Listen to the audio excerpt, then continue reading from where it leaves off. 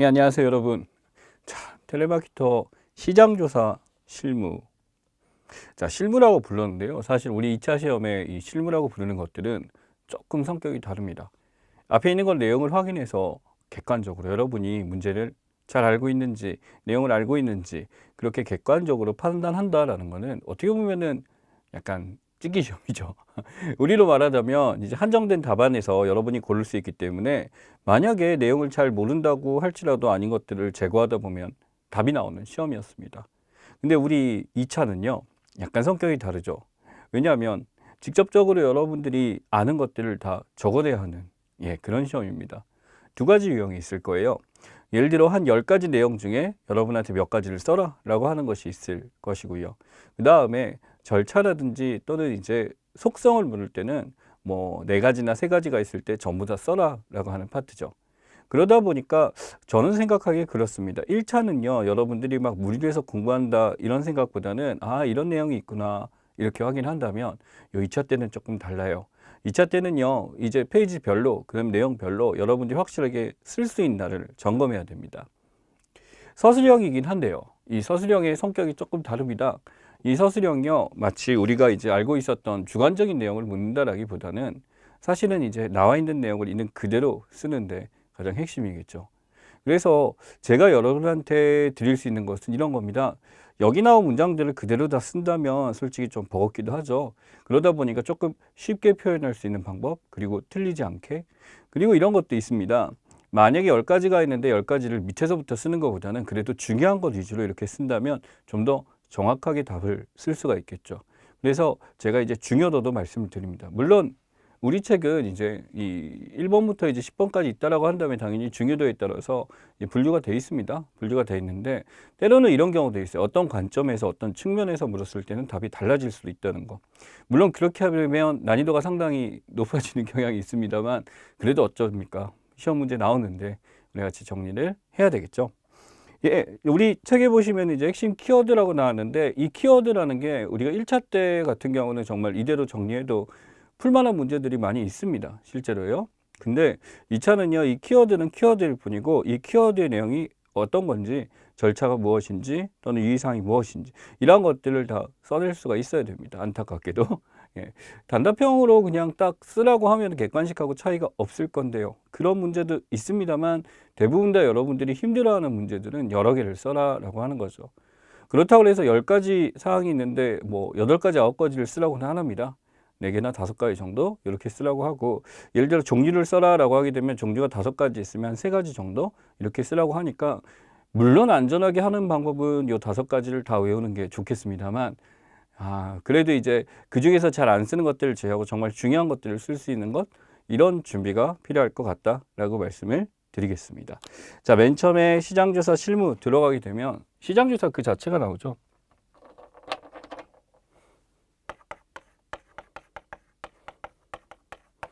뭐 아직까지는 시장조사의 정의를 써라라는 문제는 뭐 딱히 나온다라고 하긴 되게 힘들어요. 왜냐하면 어떤 사항을 정의를 낸다라는 것은 절대 쉬운 영역이 아니기 때문이죠. 그러다 보니까 이 정의는요, 여러분들이 한 문장으로 잘 써낼 수 있냐가 굉장히 중요합니다. 그렇다고 한다는 것을 이렇게 생각하시면 돼요. 육하원칙이라고 있죠. 정의를 쓸 때 하나의 방법입니다. 누가, 무엇을, 어떻게, 왜, 언제, 어디서. 자, 육하원칙이라고 표현한 것이 뭐냐면 여기서 이제 빠지는 것들이 있죠. 정의를 할 때. 뭐 시장조사 당연히 사람이 하는 거니까. 근데 왜 하느냐가 아마 반드시 나와야 될 것 같습니다. 그래서 맨 처음에 보니까 무엇을 위해서 마케팅 의사결정을 위한 실행 가능한 정보의 제공을 목적으로 라고 나와 있습니다. 자, 정보 제공이 목적이에요. 정보 제공인데 이것은 무엇을 위해서라고 하냐면은 마케팅 조사, 보통 시장조사 그냥 써도 될 것 같은데요. 우리가 이제 시장조사의 정의를 쓰라고 하는 거다 보니까 그냥 이제 마케팅이라는 단어로 바꿔서 이렇게 썼다라고 보시면 됩니다. 이것이 목적이다라고 나와 있고요. 자료를 체계적으로 획득, 분석, 해석 나와 있습니다. 그래서 마케팅 전환에서 무엇을 자료를 또 무엇한다? 획득, 분석, 해석 나와 있습니다. 획득, 분석, 해석한다 라고 나와 있습니다. 그러니까 이 문장을 그대로 외운다라고 하게 되면 상당히 힘들고요. 예, 이런 식으로 빼가지고 정말 필요한 요소를 쓴다라고 하면 이렇습니다. 그 다음에 나와 있는 뭐 체계적, 객관적, 공식적 이런 것은 이것의 속성인데 정의에 들어가도 되고 안 들어가도 됩니다. 그래서 이렇게 써도 여러분들은 맞게 됩니다. 예, 근데 여기다 추가적으로 해준다면은 성격이죠. 체계적, 객관적, 공식적. 이게 시장조사입니다. 그러면은 이 정의를요 그대로 쓰라라는 것보다는 이렇게 물어볼 수도 있어요. 시장조사의 목적은 무엇이냐 라고 한다면은 요 옆에 있는 맨 처음에 있는 목적 이것을 쓰면 되겠죠. 무엇을 조사하느냐? 자료를인데 자 이거는 별로 묻지 않겠죠. 그래서 여기서 만약에 문제가 나온다고 한다면 자료의 성격이라든지 또는 자료의 스타일이라든지 이런 것들을 물어볼 것 같고요. 무엇을 하냐? 획득, 분석, 해석한다 라고 하니까 요 가운데가 어떻게 보면 시장조사 핵심 같아요. 그래서 정의를 쓸 때 이거 핵심이고 요 밑에 있는 것은 뭐에 해당한다? 성격에 해당한다 라고 나와 있죠. 속성이라고도 부릅니다. 그래서 이러한 성격을 반드시 지켜줘야 된다. 이렇게 정의를 하시면 됩니다. 자, 그래서 이번에는 마케팅 마뉴 고객에 관한 가장 먼저 알 수 있는 방법이라고 있어요. 그러니까 이 시장조사라는 것은 우리가 알고 있는 정보에 대해서 가장 먼저 시행해야 되는 것이라고 알고 있죠. 거기에 시장조사에도 종류가 있습니다. 시장조사에도 먼저 하는 게 있고 나중에 하는 것이 있는데 어찌됐든 다른 어떤 여러 가지 조사들에 비해서 가장 먼저 한다라는 거 기억하셔야 되고요. 자, 그 밑에요. 밑에 보시면은 무엇이 고려된다. 고려사항이 나와 있죠. 사실은 여기 나와 있는 성격과 큰 차이가 없지만 여러분들이 실제 시장 조사를 할 때 무엇을 고려해야 되냐라는 겁니다. 하나하나 가보죠. 맨 처음에 보니까 합, 목적성. 어려운 말 아닙니다.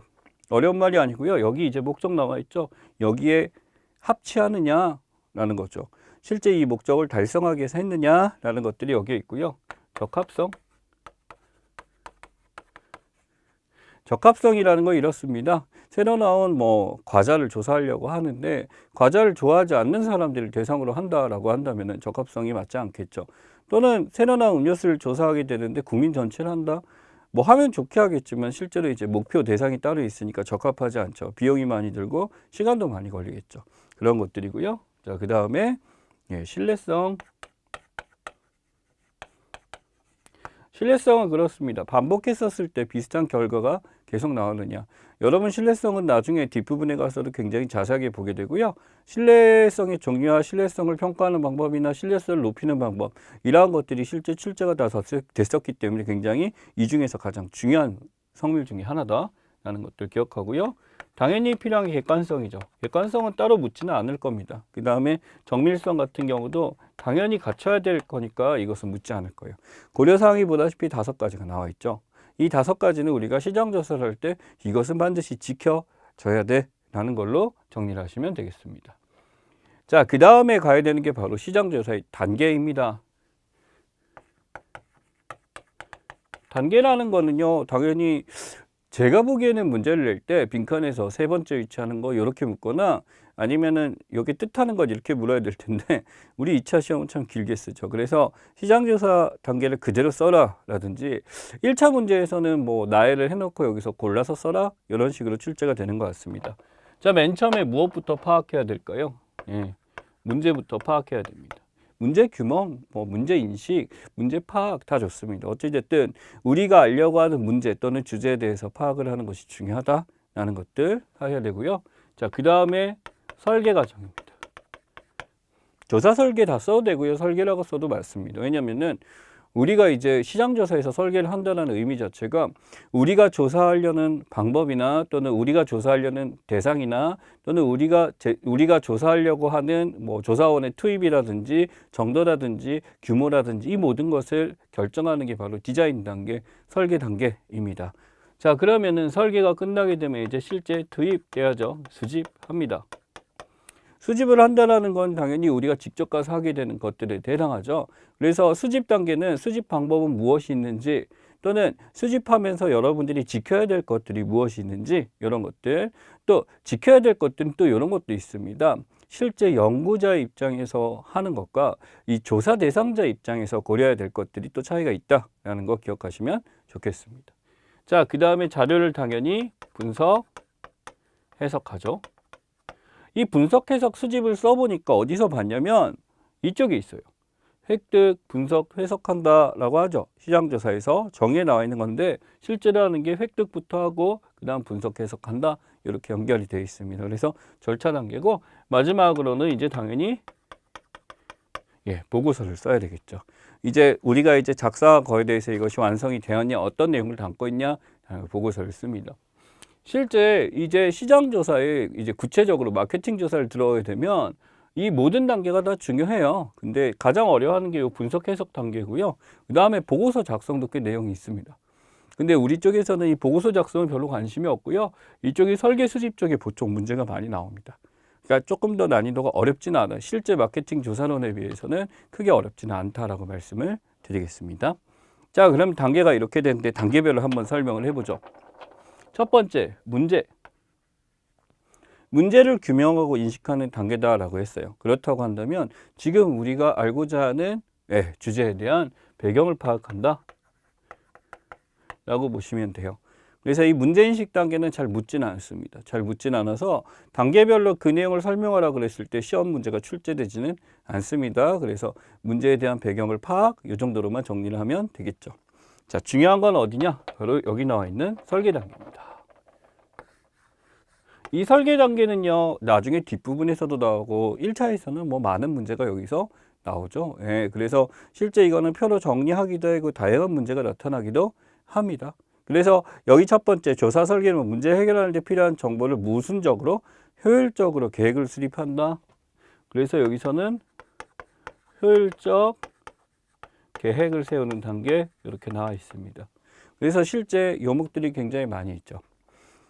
자, 효율적이라는 단어 우리가 많이 쓰는데 실제 우리 시장조사나 경영제약과 관련된 모든 것들은 효율성은 필두로 합니다. 이 효율성에 뭐 차이가 나는 게 상대적인 어의라고 하면은 형평성일 텐데요. 우리가 조사할 때는 효율성을 가장 근본으로 합니다. 효율적이란 건 이래요. 여러분이 이해하기 좋게 한다면 가성비예요. 우리가 투입되는 노력이나 가격이나 이런 거에 비해서 얻게 되는 것이 훨씬 더 크도록 나타나야 되는 겁니다. 그래서 효율적을 얘기할 때는 어떤 윤리 같은 걸 얘기하는 건 절대 아니에요. 윤리적인 것이 아니라 얼마나 우리가 획득하는 것이 효율적으로 많이 얻느냐라는 것에 대해서 얘기를 할 수가 있는 거죠. 자, 그래서 아래쪽에 보니까 조사 목적에 따른 조사 종류 나와 있습니다. 여기서는 가볍게 하는데요. 여러분이 이제 다음 시간 되게 되면 이 조사 종류나 이런 거에서 하나하나씩 자세하게 갑니다. 그렇다고 한다는 건 여기선 정리만 한번 해보죠. 자, 설계, 조사 방법의 종류라고 했어요. 설계 시 조사 목적의 종류라고 한다면 첫 번째 무슨 조사? 탐색 조사 나왔네요. 말씀드립니다. 여기서는 우선 이 단계를 쓸 수 있어야 되고요. 그 다음 이 설계 단계에서 있는 여러 가지 조사 종류나 조사 목적에 대한 목적 같은 것들은 여러분들이 쓸 수 있어야 된다. 매우 중요하다라고 말씀을 드리겠습니다. 탐색조사라고 한다는 것은 우리가 지금 내용에 대한 정보가 별로 없는 단계예요. 그래서 지금 우리가 무엇을 해야 될까? 아예 지금 이게 팔릴까? 이게 지금 먹힐까?부터 시작해서 아니 이것에 대해서 사람들 어떻게 생각할 수 있을까? 가장 기본적으로 하는 것 중에 하나죠. 그래서 이 탐색조사의 목적은요. 아직까지 무엇이 세워지지 않았다? 가설이 세워지지 않았답니다. 그래서 이것의 목적은 뭐냐면 무슨 설정을 위해서? 가설 설정을 위해서라고 이제 아시면 됩니다. 즉 우리가 가설을 세우고 나서는 이제 더 이상 탐색 안 합니다. 가설을 세우고 나서는 이제 뒤에 있는 자료를 통해서 증명하는 단계로 빠지게 되고 탐색조사는 가설 설정을 하는 것이 아니다라고 나와 있어요. 근데 막상 시험에는 뭐가 더 잘 나오냐면 이 탐색조사를 할 때 우리가 탐색조사는 어떻게 하나요? 라는 방법들에 대해서 종류가 시험에 잘 나오죠. 당연히 선행 연구라고 합니다. 이전에 선배들이 연구했었던 그런 내용들을 다시 한번 찾아보는 것, 이것이 바로 뭐냐면 문헌조사죠. 자료들이나 나와 있는 거, 신문 자료도 좋고요. 또는 뭐 논문 자료도 좋고요. 또는 이제 회사 내, 사내에서 이미 이전에 똑같은 주제를 했었던 것을 하는 것을 문헌조사라고 부릅니다. 자, 또는 이거와 비슷한 사례들이 있을 거예요. 그러니까 내가 지금 어떤 상품을 개발했었는데 이 상품이 그 전에 이게 어떻게 먹혔을까라는 거죠. 하나 예시를 들자면 이런 게 있습니다. 갑자기 무슨 뭐 비빔면이 열풍이 일어났어요. 그러다 보니까 우리 이제 회사에서도 새로운 종류의 비빔면, 그러다 보니 뭐 쫄면도 태어나고요. 그 다음에 다른 면을 이용한 비빔면이 나타나고, 또는 여기다가 뭐 다른 성분을 넣은 또는 다른 맛을 가진 여러 가지가 나타나겠죠. 이러한 사례들을 조사하는 것, 이것이 바로 탐색조사에 들어가고요. 또는 가장 이제 많이 하는 것 중에 하나인데요. 사실은 사람들이 신뢰감을 많이 없습니다. 탐색조사를 했을 때 우리는 정보가 없잖아요. 근데 확실하게 이걸 정보를 알고 있는 사람한테 물어보는 것, 이게 바로 전문가 의견 조사죠. 전문가 의견을 묻는다라는 것은 지금 이 정보에 대해서 잘 알고 있는 사람들을 찾아가서 하는 거기 때문에 이 문헌이나 사례보다 더 우선해서 하는 경우도 존재합니다. 자, 그 다음에 탐색조사가 끝났어요. 탐색조사가 끝나면은 실제 이제 현장에 뛰어들어가서 이러한 현상들이 나타나는구나 라는 것에 대해서 기술을 해야 됩니다. 기술이라는 거는 테크놀로지가 아니에요. 디스크립션. 그러니까 우리가 눈앞에 있는 것을 실제로 스케치하듯이 그려내는 것입니다. 숫자를 셀 수도 있고요. 또는 상황을 묘사를 할 수도 있고요. 촬영을 할 수도 있고요. 그렇죠? 이러한 내용들이 다양하게 있습니다. 그럼 기술조사는 무엇을 알기 위함이냐? 라고 했어요. 그 목적을 정리해 봅니다. 첫 번째 보니까 제품의 잠재수요죠. 잠재성이라고 할 수 있는데 잠재수요란 말. 실제 이게 얼마나 팔릴 것인가 예측을 하는 것을 이야기하죠. 당연히 상품이 있으면 이것이 많이 팔리고 큰 이득을 봐야 될 텐데 이 제품이 과연 이 세상에 먹힐까라는 것에 대해서 정리를 하는 것이 매우 중요합니다. 자, 그 다음에 소비자 성향이죠. 자, 여기 보면 태도라든지 소비 실태 나와 있어요. 근데 일반적으로 소비자들은 어떤 트렌드를 원하고 이것은 얼마나 살 것이고 이렇게 되죠. 예를 들어 스포츠를 갖고 스포츠 마케팅의 예시를 들어봅시다. 여러분들 야구라는 스포츠 다 아실 거예요. 근데 야구가 이제 소비자 성향 조사를 실제로 했다고 합니다. 그래서 무슨 일이 발생했냐 했더니 야구를 실제로 보는 사람들이 지금 그 연령대를 조사했더니 10대, 20대가 10%가 되지 않는데요. 대부분의 40%를 차지하는 게 바로 40대, 50대, 그 다음 60대, 50대, 60대가 오히려 이런 단계고 10대, 20대는 거의 없다고 합니다. 30대는 애매한 단계고.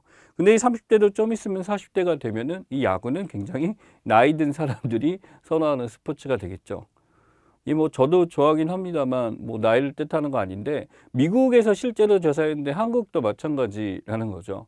그 미국은 어떤 걸 좋아하냐? NBA라는 농구와 NFL이라는 미식축구 이런 것들 또는 레슬링이나 이런 쪽으로 많이 넘어갔대요. 이유가 뭐냐 했더니 우선 시간 호흡입니다. 딱 정해진 시간에 하는 것이 아니라 또는 이제 보여주는 모습들이라든지 상업성이라든지 여러 가지를 고려했을 때 이게 많이 노후화됐다라는 거죠.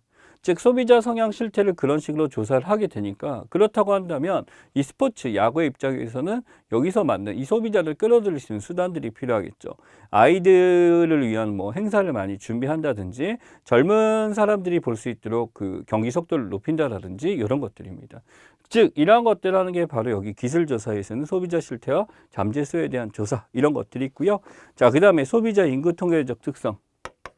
이건 이미 얘기했죠. 조사를 할 때 무엇을 조사했어요? 연령대별로 조사를 했다라고 했죠. 이 연령대에 따라서 인구 통계적으로 누가 좋아하는지 또는 성별로 따질 수가 있겠죠. 그런 것들이 여기에 들어가게 됩니다. 그래서 실제 쓰는 방법이 어떤 게 있냐라고 나왔더니 보니까 첫 번째 서베이. 여러분 서베이란 말은요 처음 듣는 말이 아니라 실제 TV를 보거나 뉴스를 보게 되면 자주 쓰는 말에 있습니다. 서베이는 다른 게 없습니다. 실제로 전문 리서치 기관이나 이런 데서 정보를 조사한 것들을 서베이고요. 여러분도 서베이를 합니다. 질문지를 돌려서 사람들의 성향을 파악하고 이런 것들이 여기에 들어가죠. 그 다음에 패널 조사. 패널이라는 것은 예를 들자면은 가수로 칩니다. 어떤 가수의 지금 신인 가수예요. 신인 가수인데 딱 나왔을 때 했을 때 이 팬클럽이 아직까지는 많지는 않겠죠. 소수의 팬클럽이 있는데 이 팬클럽들이 실제 몇몇 그 소수의 팬클럽들이 이제 패널이 돼가지고 지속적으로 우리가 좋아하는 가수가 어떻게 변화하는지 이것을 묻게 되는 거, 반복적으로 묻게 되는 게 이 패널 조사에 해당하게 됩니다. 이거 말고 우리가 따로 개념을 알아야 됩니다. 횡단조사와 중단조사가 있는데 이것은 나중에 내용을 자세하게 합니다. 쉽게 가자면 횡단은 이렇습니다. 횡단은요, 지금 어떤 주제에 대해서 이 주제와 관련된 지금 현 시대에 다양한 것들을 다 본다라고 하는 거죠. A 지역도 보고 B 지역도 보고 C 지역도 보고 다 보는 게 횡단조사에 해당합니다. 그러면은 종단조사는 뭐냐면 시간별로 하는 거죠. 아까 패널조사 약간 성격이 비슷합니다만 시간대별로 자 이번 여름에 조사하고 자 그다음에 가을에 조사하고 겨울에 조사하고 또 내년 봄에 조사하고 이런 식으로 계속 반복적으로 해주는 것을 종단조사입니다. 그래서 실제 다루는 표본의 크기가 횡단조사는 한 번에 하는 것이 많기 때문에 굉장히 많다고 한다면 종단조사는 표본의 크기가 크지는 않지만 지속적으로 계속 해야 된다라는 얘기를 할 수가 있겠죠. 자, 그 다음에 나오는 게 이제 탐색조사, 기술조사 하나 남은 게 인가조사죠. 인가조사는 말의 뜻이 다 있습니다. 무엇을 밝히려고 하나요? 인과관계를 밝힌다. 근데 인과관계를 밝힌다 그랬을 때 우리가 가장 중요시하는 거는 원인과 결과 중에서요. 지금 눈앞에 나타나는 현상은 결과입니다. 결과이기 때문에 우리가 정말 알고 싶은 건 뭘까요? 원인이죠. 그것이 왜 발생했는지 그것을 알려고 합니다. 그래서 이 인과관계를 밝히기 위해서 가장 좋은 조사 방법이 거기 나와 있는 실험조사 이렇게 나와 있어요. 이 실험조사에 대해서는 또 나중에 보게 될 테니까 그때 다시 정리를 합니다. 솔직히 이 마케팅 조사에서 이 실험조사는요 조금은 많이 쓰지 않는 방법에 속해요. 근데 우리가 문제를 위해서 공부를 하는 거니까 반드시 기억을 해야 되는 요소다라고 말씀을 드리겠습니다. 자, 그 다음에 시장조사에서 탐색조사를 실시하는 목적이라고 했어요. 자, 탐색조사를 실시하는 목적을 굳이 따로 정리한 이유는 뭘까요? 잘 나오니까. 나왔으니까. 왜 기술조사는 안 묻고 이것만 물어요? 라고 하게 되는데 이 탐색조사에 나와 있는 목적은 따로 묻기도 합니다. 여기 보면 이제 가설 설정을 하기 위해서라고 하는데 가설 설정하기 위해서 도대체 뭐가 필요해? 라고 나와 있는데 통찰력 획득과 시장에 대한 이해라고 나왔어요. 자, 이해하기 위해서라고 나왔네요. 그렇죠? 이해하기 위해서 시장에 대한 이해. 자, 근데 문제에 대한 명확한 규명. 문제 규명은 이미 어디서 했나요? 사실은 문제 규명이나 앞에 있는 게 확실하게 규명하기 위해서라고 써보죠.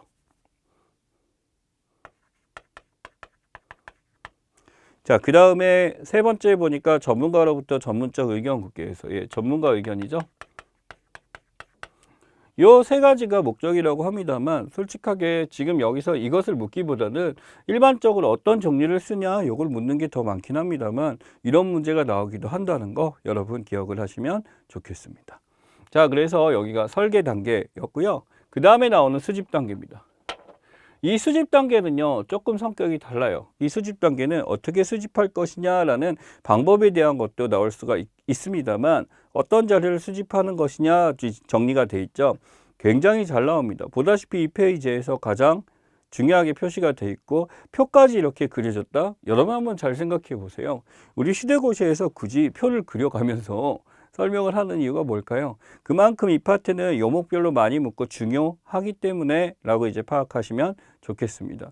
뒷부분에 가면 이 1차 자료, 2차 자료를요 다시 세세하게 정리를 합니다. 근데 여기 나온 표를 한번요 보시면서 여러분 정리를 하셔야 돼요. 물론 여러분이 1차 때 준비를 하시면서 다들 보셨겠지만 여기서 이제 나오면서 이제는 여기 나와 있는 이 안에 있는 요소를 다 써야 된다라는 거죠. 자, 근데 한 가지 팁을 드리자면 이걸 좀 기억하시면 좋겠습니다. 여러분들이 이걸 외울 때요, 이 내용만 외우거든요. 근데 일반적으로 표를 볼 때 중요한 게요, 요 구분 기준이에요. 구분 기준을 명확하게 정리하지 않고 그냥 표에 있는 내용만 외워버리게 되면 나중에 혼동돼서 잘 안 외워지게 됩니다. 먼저 틀을 만들어야 된다라는 거죠. 그러면 이 구분 기준은 무엇이냐? 실제 우리 시험에서 여러분에게 묻는 주제들이다라고 볼 수가 있습니다. 예를 들어 1차 자료의 의의는 2차 자료의 장점은 이런 식으로 왼쪽에 나오는 것이 바로 여러분이 만나게 될 문제입니다. 그렇게 보시면 돼요. 그래서 매우 중요하고요. 여기 보면 1차 자료, 2차 자료 표에 대한 정리가 나와 있습니다. 1차 자료 같은 경우는 쉽게 설명하자면 이런 거죠. 조사 설계를 위해서 거기다 체크합시다. 직접 수집이란 단어 나와 있죠. 여러분들이 직접 팔 걷고 수집한 것이 직접 수집한 자료, 이게 2차 자료입니다. 1차 자료입니다. 2차 자료는 옆에 뭐라고 나와 있어요? 기존 자료라는 얘기 나와 있죠. 기자가 이미 기자, 존자가 생존할 존자, 살아있을 존자죠. 이미 있는 자료, 이미 존재한 자료라는 뜻입니다. 자, 이 얘기는 뭐냐면 1차 자료는 내가 직접 한 거, 2차 자료는 이미 존재하는 자료죠. 근데 한 가지 여기서 어려운 문제라고 한다면 여러분이 직접 이런 문제를 만나지는 않을 거예요. 근데 이렇게 이해를 해봅시다. 여러분들 자기 논문 표절이라는 게 있어요. 예를 들어 뭐 장관 청문회라든지 실제 이런 일들 나올 때 자기 논문 표절이 있다, 자기 책을 표절했다 이런 얘기가 있어요. 이게 무슨 뜻이냐면 아니 내가 쓴 거를 내가 다시 썼는데 이게 뭐가 잘못이야라고 하는데 자기가 실제 써서 이제 시장에 나온 것, 이제 세상에 나와서 공식적인 자료가 되게 되면 이제 더 이상 이것은 자기가 그대로 갖다 써서는 안 됩니다. 이거는 공유한 자료가 된 거고 이걸 다시 베껴 쓰게 되면 이것도 하나의 표절이다라는 거죠. 그냥 2차 자료 같은 경우는요. 있는 그대로 그냥 우리가 출처를 밝히지 않고 쓰게 되면 표절이 될 수도 있어요. 그러니까 이미 존재하는 자료라는 건 여러분이 인터넷을 검색하거나 또는 도서관에 가서 실제로 여러분이 볼 수 있는 자료들은 전부 여기 2차 자료에 해당하게 됩니다. 그래서 1차 자료와 2차 자료의 뜻을 구분하는 게 우선 첫 번째 중요하고요. 그 다음에 1차 자료의 장점이라고 나와 있죠. 자, 장점과 단점을 한번 정리하고 가겠습니다. 1차와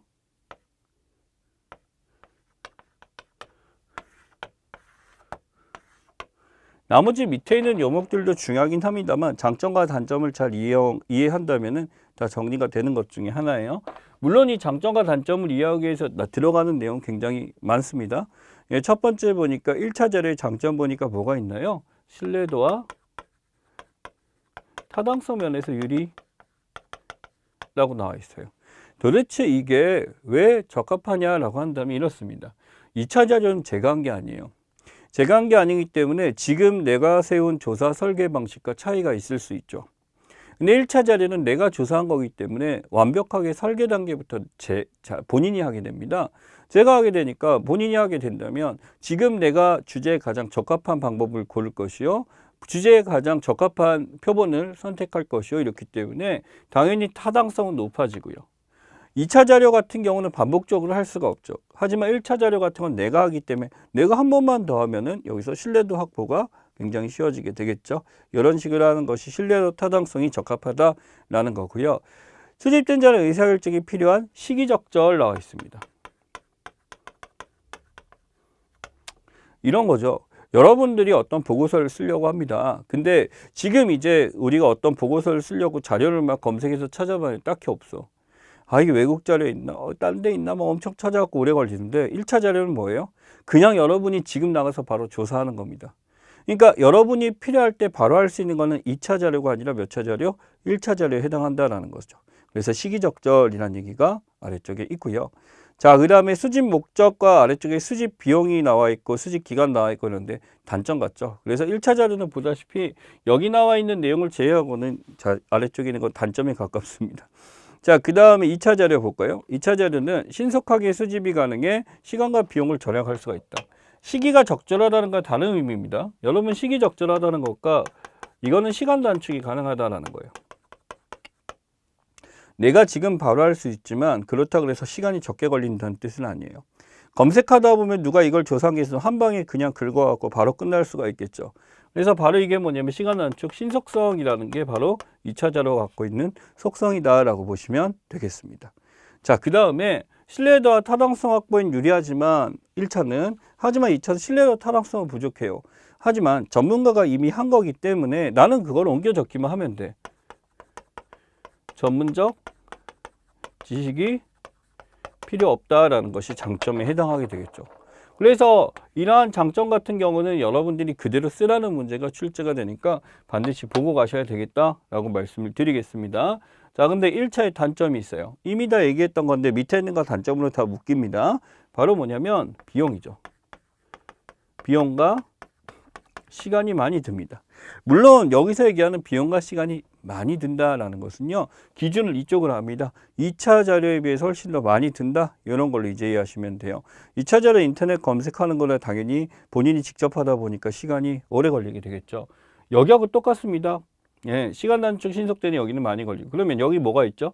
전문 지식이 필요 없다라고 하니까 여기서 뭐가 필요하다? 전문적 지식이 필요하다라는 거죠. 즉 아무나 할 수 없다라는 것이 이것의 특징이다라고 볼 수가 있습니다. 자, 그렇다고 한다는 것은 이쪽이죠. 여기서 이렇게 되는데 여기서 이렇게 표현합니다. 유용성이라고 나왔어요. 유용성이라고 하고 여기 보면 실효성이라는 단어, 예, 실효성, 예, 실효성이 나왔다. 실제 우리가 조사하는 내용과 적합하냐라는 거죠. 유용성이냐 실용성 확보가 힘들다라고 하는 겁니다. 물론 되게 좋은 자료가 있을 때도 있어요. 오히려 내가 한 것보다 훨씬 더 정확한 자료가 있을 수도 있겠지만 이러한 실효성, 유용성이라는 것은 뭐냐면 2차 자료가 정말 우리 이 시기에 딱 맞는 조사 자료라고 할 수 있을까? 그렇지 않기 때문이다라는 거죠. 그걸 기억하시면 될 것 같고요. 자, 그 다음에 아래쪽에 보면은 여기 특징들, 수집 목적 나와 있습니다. 조사 문제 해결, 당면한 조사 문제, 다른 조사 문제 이렇게 나와 있어요. 당면한 문제를 해결하는 데는 이쪽이다. 지금 닥친 문제는 여기다라고 나와 있고 이거는 묻지 않을 겁니다. 다른 조사 문제라는 것은. 자, 그 다음에 비용이 많이 걸린다는 이쪽에 있죠. 그에 비해서 상대적으로 비용이 적게 걸리고 시간이 적게 걸린다. 그건 정리가 되어 있습니다. 그것보다 중요한 게 아래쪽에 있는 조사 방법입니다. 이 조사 방법들을 보게 되면 실제 1차 조사를 할 때는 어떤 방법을 쓰고 그 다음에 2차 조사를 할 때는 어떤 방법을 쓰느냐라는 것들이 나와 있죠. 우리가 지금 앞부분에 정리했던 것들은 전부 뭐에 해당해요? 예, 1차 조사에 거의 다 해당하게 됩니다. 첫 번째 보니까 뭐가 있나요? 관찰조사, 관찰법이라고 하죠. 또는 참여관찰법. 다양하게 있습니다. 이름이. 근데 우리는 통칭해서 관찰법이라고 부르고요. 그 다음에 실험법. 실험을 실제로 해가지고 이걸 조사한다라는 것도 있고요. 질문지법. 자, 질문지를 쓰는데 종이로만 쓸 수도 있고 실제로 우편이나 전화도 가능하겠죠. 우편조사법. 그 다음에 전화조사법. 여기 없습니다만 추가해야 되겠죠. 인터넷으로 조사하는 것도 여기에 들어갈 수가 있을 겁니다. 또 이거 말고도 직접 사람을 만나서 얘기를 통해서 하는 거, 이것은 뭐에 해당해요? 면접법이죠. 그래서 이쪽에서 쓰는 방법이 뭐냐면요. 실제로 사회조사 연구 방법론에서 우리 이 시장조사뿐만 아니라 세상에 존재하는 모든 조사 방법이 이 안에 포함이 되어 있습니다. 마케팅 조사도 이 중에서 우리가 적합한 방법을 골라서 이제 한다라고 얘기를 할 수가 있겠죠. 자, 그 다음에 오른쪽에 보니까 2차 자료는 어디서 얻느냐라고 했는데 지금 다양하게 나열이 되어 있어요. 근데 그 나열이 중요한 게 아닙니다. 그냥 핵심은 이거죠. 무엇을 조사한다? 문헌조사입니다. 자, 문헌조사인데 여기 신문, 잡지, 정부 통계자료, 논문, 기업 내부 자료, 학문 분야 전문 지식 나와 있어요. 요거의 공식적인 답을 얘기했네요. 바로 뭐냐면 무슨 자료를 조사한다? 공식적 자료의 조사라고 합니다. 여러분 1차 때 잠깐 제가 다뤘던 내용인데 공식적 자료와 비공식적 자료라는 것이 있습니다. 공식적 자료라는 것은 이미 공개가 돼가지고 누구든지 열람이 가능한 것을 공식적 자료라고 부르고요. 비공식적 자료라는 것은 아무나 접근할 수가 없어요. 예를 들어 누구 유언장이라든지 또는 뭐 누구 일기 같은 것들이라든지 뭐 비망록 같은 것들이라든지 이러한 것들인데 일반적으로 여기서는 객관성하기 때문에 공식적 자료를 주로 쓴다라고 보시면 될 것 같습니다. 이렇게 이해하시고 1차, 2차를 구분하는 거 여기 어떤 내용이 나와도 다 출제가 될 수 있고 뒤에 문제 보시면 기출문제뿐만 아니라 다양하게 나오니까 정리를 반드시 하셔야 됩니다. 자, 그 다음 단계가 자료 분석 및 해석이죠. 자료 분석 및 해석인데 이제 분석법 시리즈들 나와 있습니다. 회귀 분석, 팔병 분석, 군집 분석이라고 있어요. 실제 이거는 표본 단계에서 그 다음에 뒤에는 분석 단계에서 살짝 나오긴 합니다만 나와 있는 내용을 다 외우는 건 절대 아니에요. 그냥 이것이 회귀구나, 이것이 판별이구나, 이것이 분석이구나 이런 식으로 이제 정리를 하시면 됩니다. 첫 번째 보시면 회귀 분석이라는 것은 영향을 주는 변사, 영향을 받는 서로 선형관계에 있다고 가정하여 이루어지는 분석 방법이라고 나왔어요. 어떤 단어가 보이나요? 변수 간 관계가 있다고 가정이 핵심이 되겠죠. 그렇죠? 여기서 회귀 분석이고 판별 분석 나와 있습니다. 자, 판별 분석은 무엇을 하려고 합니까? 집단 간 차이와 어떠한 변수, 외생 변수죠? 어떠한 변수에 영향을 주냐 판별하려고 한다라고 하는 거고요. 군집 분석은 묶는다입니다. 군집, 모을집자죠. 이제 이 비슷한 대상끼리 여러 대상 묶는다라고 하는데 저희 쪽에서는 이것이 기출에서 나왔는데 이게 단답으로 나오다 보니까 그냥 뜻이라기보다는 이 뜻이 나왔을 때 요거구나라는 단답형 문제로 준비를 하시는 게 옳습니다. 자, 그 다음에 자료 분석 해석해서 하는 게 바로 중요한 게 뭐냐면 자료의 처리예요. 자료를 어떻게 처리할 것인가? 이 처리 역시도 단계가 있습니다. 자료를 그러니까 지금 이제 이 자료 분석 해석은요 수집이 끝났어요. 수집돼서 나한테 이게 자료 더미가 있습니다. 뭐 컴퓨터 안에 있으고 종이로도 있을 수 있고 있는데 여기서 어떻게 처리할래? 라고 하면 첫 번째 자료에 대한 편집이 이루어집니다. 이 편집이라는 것은요, 실제 조사를 하려고 하는데, 이 조사 응답자의 말은 뭐 전부 1번만 써버렸어. 아니, 심지어 주관식으로 쓰라고 했는데도 불구하고 1번을 써버린 거야. 그냥 얘기는 뭐냐면 지금 우리 연구에 미치는데 매우 좋지 않은 영향을 할 수도 있겠죠. 그러다 보니까 지금 이게 응답이 맞는지 안 맞는지 정확한 얘기했는지 이거는 걸러내는 그런 것 중에 하나입니다. 그래서 필요한 건 취하고 걸러낼 거 걸러낸다. 여러분 이게요, 우리가 조사를 할 때 뭐 가치가 개입됐다라고 부르지 않아요. 우리 조사 결과 시장 조사에 정말 필요한 걸 얻기 위함인데 이 사람은 저희 조사와는 완전히 동떨어진 얘기를 했기 때문에 그런 건 빼는 게 맞습니다. 이건 가치 개입이 아니라 그야말로 이 조사의 목적을 달성하기 위함이라는 것을 인정을 해야 됩니다. 자, 그 다음 편집이 끝나게 되면 코딩, 부호화가 이루어지게 됩니다. 실제 여기다 부호를 매김으로써 실제 우리가 항목에 대해서 숫자나 기호를 부여하게 되면 객관성을 유지할 수 있다는 거죠. 그래서 실제 이런 자료 처리를 위해서 반드시 해야 되는 단계다라고 합니다. 부호가 끝나면 이러한 부호가 끝난 것을 입력해야 되겠죠. 자료로 남겨두는 행위입니다. 입력 같은 경우는 실제 그냥 기입을 하는 거기 때문에 단순 업무에 해당하지만 그래도 입력을 할 때 우리가 실수가 없도록 매우 조심해야 된다라는 것에 대해서 알고 가셔야 됩니다. 마지막으로 이제 보고서 작성인데 이 보고서 작성이라고 한다면 4가지 조건이 나와 있죠. 정확성, 간결성, 명료성, 완전성 나와 있는데 아마 여러분들이 이렇게 생각하시면 됩니다. 너무나 당연한 얘기죠. 정확해야 돼요? 부정확해야 돼요? 간결해야 돼요? 아니면 만연체, 길게 써야 돼요? 명료해야 돼요? 아니면 불명료해야 돼요? 뭐 해야 돼요? 그러니까 이게 뭐냐면 완전히 이게 이 보고서 작성이 나와 있는 성격은 우리가 너무나도 당연하게 추구해야 되는 성격이다라고 이해를 하시면 될 것 같습니다. 여기까지가 여러분들이 보셨던 시장조사인데 다시 한번 정리합니다. 앞부분에 있는 시장조사 정의는요, 기본적으로 쓸 수 있어야 되고 고려사항을 그대로 써라가 출제가 됐었고요. 단계는 5단계를 그대로 우선 쓸 수 있느냐라는 걸 묻고 당연히 많이 묻는 건 이 설계 단계에서 따로 빼서 묻는다라는 것. 그 다음에 자료에 수집할 때 이 자료의 종류에 대해서 1차, 2차를 구분하느냐. 다음 시간에 다시 한번 1차 자료, 2차 자료 수집 방법과 여기와 성격과 관련해서 정리를 할 겁니다. 그래서 요 이제 빈칸에 대해서 채울 수가 있느냐라는 거.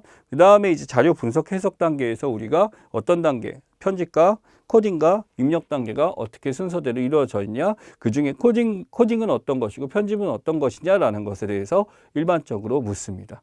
이걸 그대로 쓸 수 있어야 된다는 게 참 안타깝긴 합니다만 그래도 시험을 위해서라면 반드시 준비를 꼭 해주셨으면 합니다. 고생 많이 하셨어요.